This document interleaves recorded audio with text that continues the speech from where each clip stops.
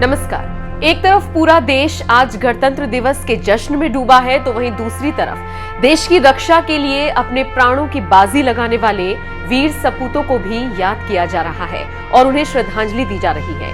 राष्ट्रपति द्वारा ऐसे ही भारत के वीरों को याद किया गया और सम्मानित किया गया। इसी कड़ी में एएसआई बाबूराम को भी मरणोपरांत अशोक चक्र से सम्मानित किया गया। उनका ये सम्मान लेने के लिए उनका परिवार राष्ट्रपति रामनाथ कोविंद के सामने पहुंचा।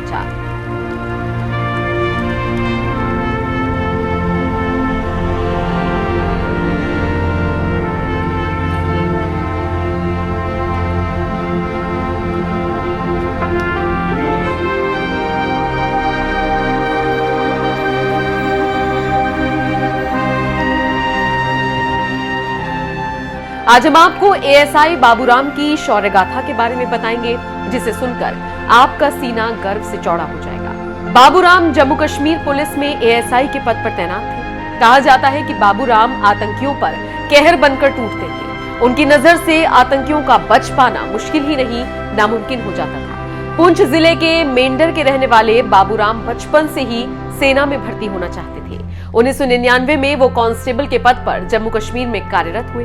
वो इतने जाबाज, काबिल और निडर थे कि उन्हें आतंकवादी रोधी दस्ते में शामिल कर लिया गया। अपने कार्यकाल में बाबूराम ने कई आतंकवादियों को ढेर किया।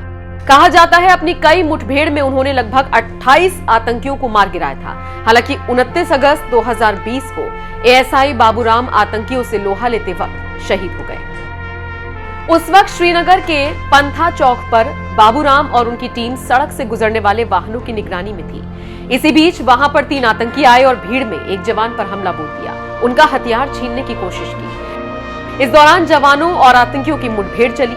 आसपास के लोगों को बचाने के लिए और आतंकियों को सबक सिखाने के लिए बाबूराम अपनी जान की बाजी लगाने से नहीं चूके। इस दौरान बाबूराम ने 3 आतंकियों को मार गिराया। इस मुठभेड़ में बाबूराम भी बुरी तरह से घायल हुए, जिन्हें अस्पताल ले जाया गया, लेकिन अफसोस उन्हें बचाया नहीं जा सका और देश ने अपने इस वीर सपूत को हमेशा हमेशा के लिए खो दिया। बाबूराम की शौर्य गाथा को याद करते हुए उनके नाम अशोक चक्र का ऐलान किया गया था, जो गणतंत्र दिवस के मौके पर उनके परिवार को सौंप दिया गया। 29 अगस्त 2020 को 3 आतंकवादियों ने श्रीनगर में पुलिस और केंद्रीय रिजर्व पुलिस बल के संयुक्त नाका दल पर गोलीबारी करके एक निकट के आवासीय घर में शरण ले ली।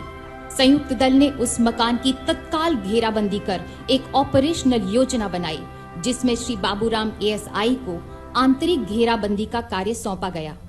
श्री बाबूराम एएसआई ने उस मकान से निवासियों को रणनीतिक और सफलतापूर्वक बाहर निकाल दिया। समर्पण करने से इनकार करते हुए आतंकवादियों ने छिपकर दल पर गोलीबारी प्रारंभ कर दी।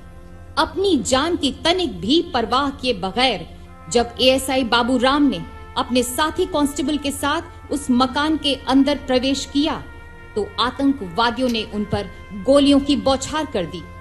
एएसआई बाबूराम ने अद्भुत सूझबूझ का परिचय देते हुए न सिर्फ अपने साथी की सुरक्षा की, बल्कि गोलीबारी का वीरतापूर्वक सटीक जवाब भी दिया और शहीद होने से पहले उन तीनों आतंकवादियों को मार गिराया।